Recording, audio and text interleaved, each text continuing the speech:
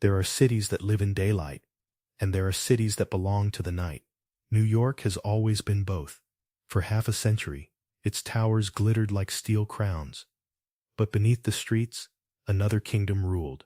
A kingdom with no elections, no borders, no laws, only silence, fear and loyalty bought in blood. They called it organized crime. But the truth was darker. It was organized power, a shadow government that shaped unions, built skyscrapers, silenced enemies, and whispered in the ears of politicians. And the terrifying part? Most people never even saw it. For 50 years, the Mafia didn't just haunt New York, they owned it. And maybe, in ways we'll never fully trace, they still do. Chapter 1. The Birth of a Silent Empire. The truth about New York in the early 20th century is this. It was a city already being carved in half before the skyscrapers even reached the clouds. One half was visible, the flashing lights of Times Square, the blaring horns of Wall Street, the bustling docks that brought in everything from Sicilian lemons to barrels of Canadian whiskey during Prohibition. The other half was hidden, a shadow government run by men whose names weren't shouted in headlines but whispered in stairwells, barbershops, and union halls. And in this darker half, the Mafia planted its roots, not as a gang of cutthroats, but as a parallel nervous system, a set of invisible veins carrying power, money, and fear across the city. For 50 years, this hidden empire didn't just survive alongside City Hall. It often ruled over it. The terrifying reality is that, for generations, New Yorkers unknowingly lived under two governments, one official, wrapped in law and bureaucracy, and one unofficial, wrapped in silence and blood. And the second one often had the upper hand. By the 1920s, Prohibition had transformed street thugs into millionaires almost overnight. Bootleggers became barons, their liquor trucks more reliable than legitimate supply chains. The Luciano family, the Genovese, the Gambinos, and the lucchese syndicate discovered that alcohol was more than a business. It was a weapon, one that bought cops, judges, and aldermen in bulk. But while the newspapers focused on shootouts and raids, something far more insidious was happening. The Mafia was embedding itself into industries that the average citizen touched every day without realizing it. Laundry services, garbage hauling, bakeries, garment shops. All seemingly mundane businesses became conduits of hidden taxation. If you bought bread in Little Italy, chances were the flour had been approved by the Mafia. If your uncle worked on the docks, his paycheck had already been skimmed before it reached his hands. Historians estimate that by the mid-1930s, the five families controlled nearly 90% of waterfront activity, meaning that almost every ship docking in New York Harbor paid tribute. Imagine the scale. Every ton of steel for skyscrapers, every barrel of oil, every box of food passed through their invisible toll booth.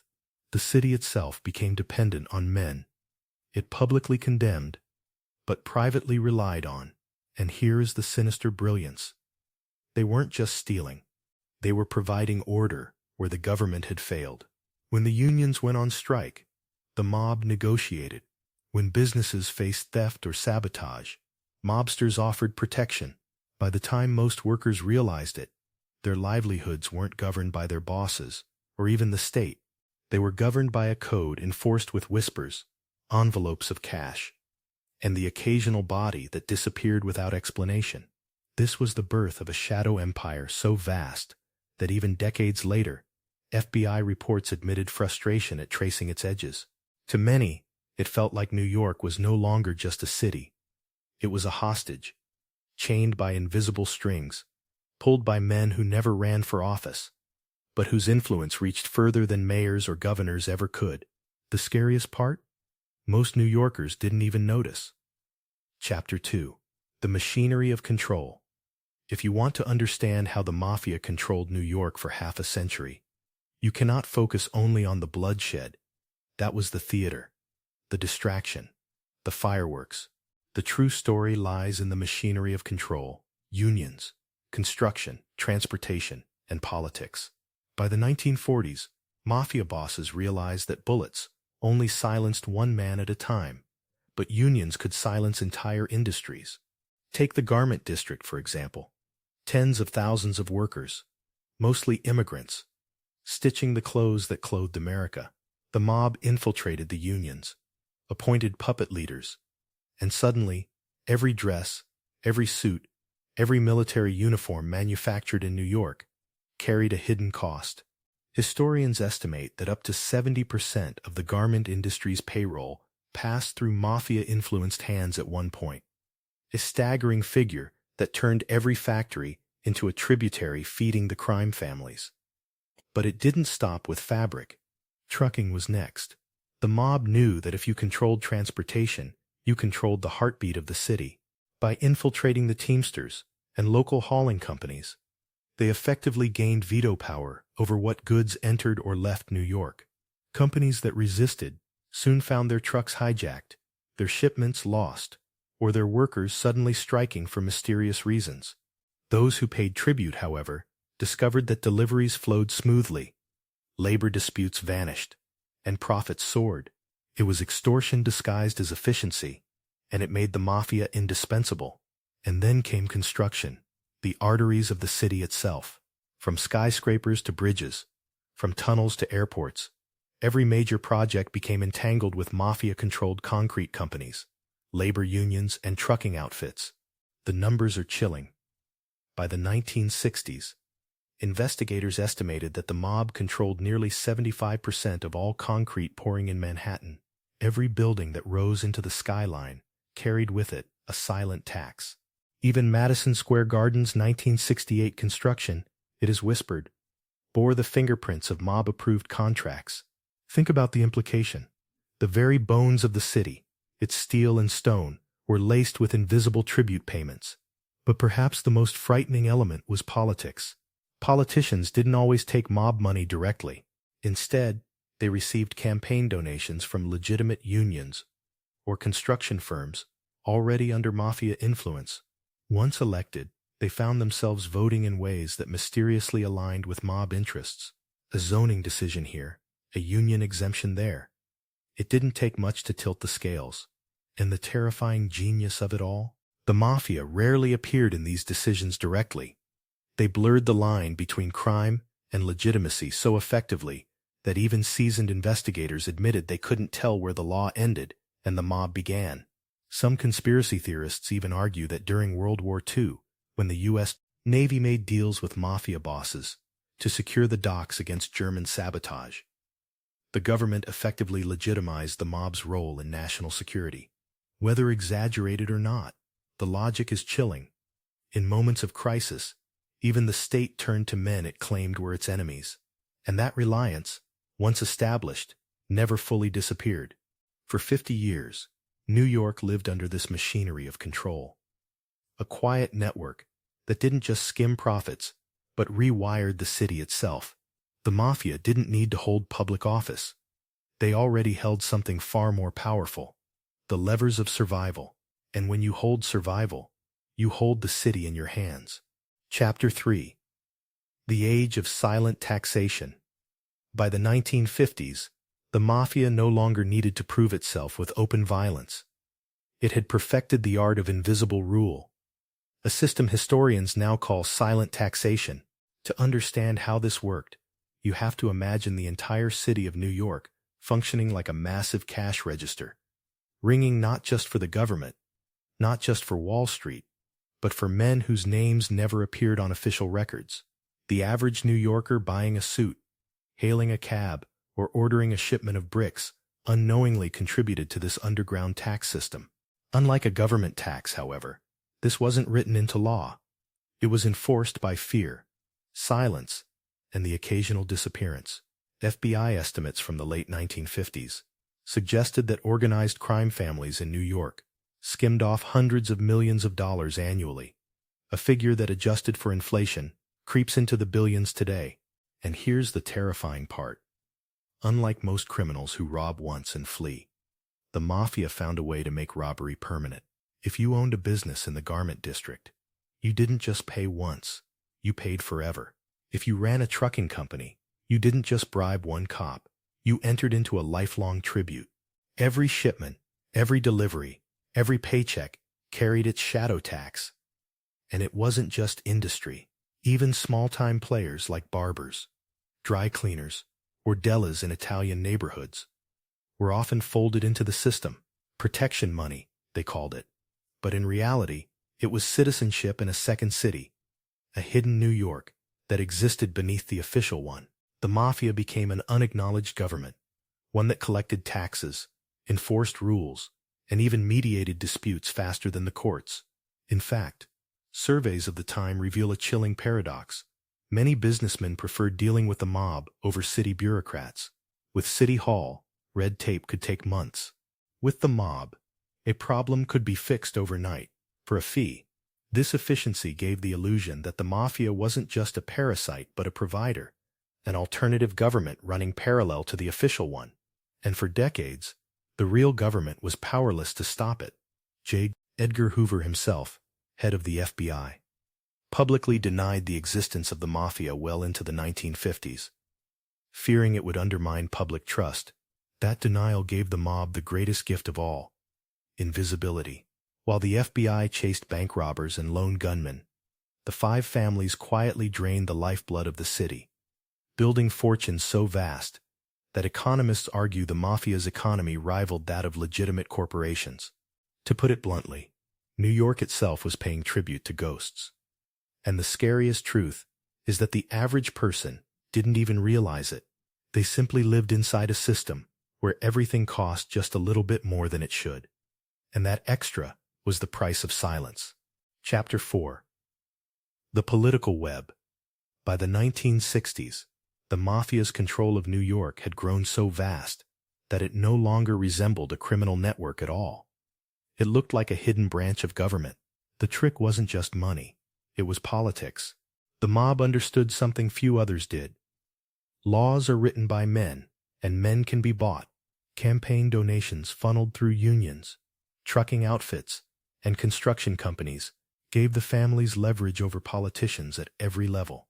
City councilmen, state legislators, even congressmen found themselves in debt to benefactors they never publicly named. Once in office, these officials voted, blocked or delayed legislation in ways that aligned perfectly with Mafia interests. A proposed crackdown on trucking monopolies, killed in committee. A zoning law that threatened mob-owned construction companies, quietly rewritten. And the genius of it all was the plausible deniability. Politicians could always claim they were serving their constituents, never acknowledging the faceless men behind the curtain. But politics was only one layer of the web. The Mafia also embedded itself in the judiciary. Judges, prosecutors, and even some FBI agents were compromised through bribes, threats, or blackmail. The result was a legal system that looked legitimate on paper, but in practice bent under invisible weight. Cases against mobsters mysteriously collapsed. Witnesses recanted testimony. Jurors were bribed or intimidated.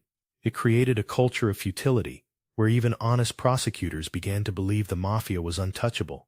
And here's the unsettling speculation. Some historians argue that the Mafia didn't just bribe its way into politics. It reshaped politics itself.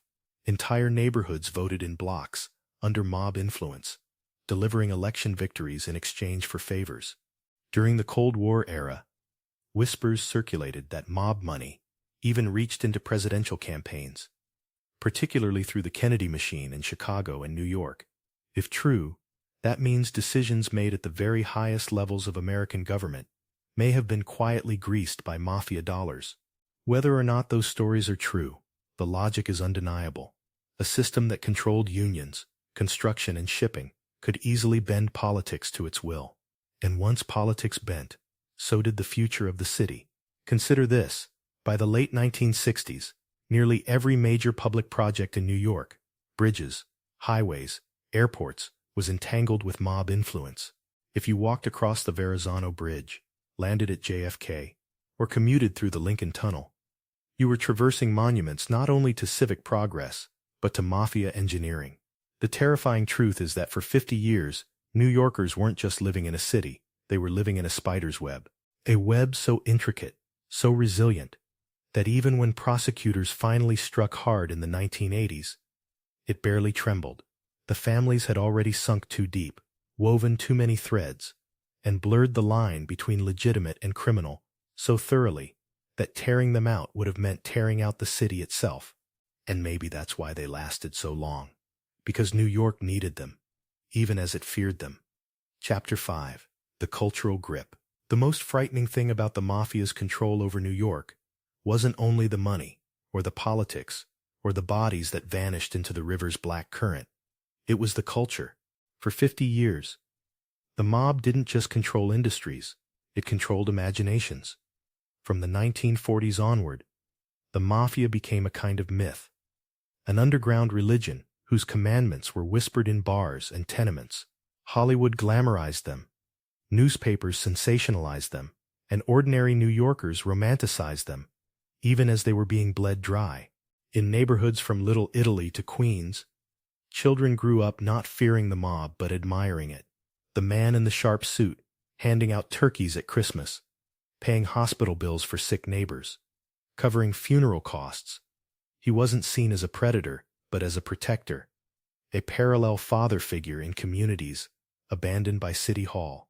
And that duality, the ability to be both monster and saint, made the Mafia untouchable in ways bullets never could. By the 1970s, films like The Godfather turned this duality into a cultural export, convincing not only New Yorkers, but the entire world that the Mafia was something more than organized crime. It was a dynasty, an empire, a way of life. The irony is that while the films romanticized honor and family, the real Mafia had already evolved into something colder, something closer to corporate tyranny. They no longer needed to wave guns in alleys. They operated through boardrooms, unions, and offshore accounts. But the myth worked in their favor. The public's obsession with cinematic mobsters distracted from the reality of their power. As FBI indictments trickled in during the 1970s and 80s, many New Yorkers still shrugged and joked. That's just the way the city works. Fear became normalized, corruption became tradition, and silence became culture. And perhaps that was the most terrifying control of all. Not the murders, not the extortion, but the subtle shift of the public's imagination. Until entire generations couldn't picture New York without the Mafia. To this day, people still tour Little Italy, still whisper about old mob hangouts, still buy into the mythology that began as propaganda but hardened into identity. This cultural grip was more powerful than any bullet, because it ensured survival. Even as the FBI launched the commission case in the 1980s, even as RICO laws threatened to dismantle the five families, the Mafia's memory had already embedded itself into the soul of the city, and memories are harder to kill than men. So when you walk through New York today, past the bridges, the garment shops, the skyscrapers that scrape at the clouds, you are not just walking through steel and concrete, you are walking through 50 years of shadows. Through an empire that existed beside the one written in history books. The Mafia's rule wasn't a headline, it was a season. A long, unbroken winter, where the city itself was held in quiet captivity. Their control wasn't just about bloodshed, but about weaving silence so deeply into the city's arteries that it outlasted bullets, trials, even death. And maybe that's why, even now, decades after their supposed decline, the whispers never really stopped, because a city that once belonged to ghosts never forgets the weight of their hands. Some say the Mafia's power is broken. Others say it only changed form, traded the tenement basement for the skyscraper office, swapped brass knuckles for contracts. The truth may never be known, but here is the unsettling thought to take with you. If they could rule New York for 50 years without the public fully noticing, what makes you think their shadows aren't still here, drifting just beyond your sight?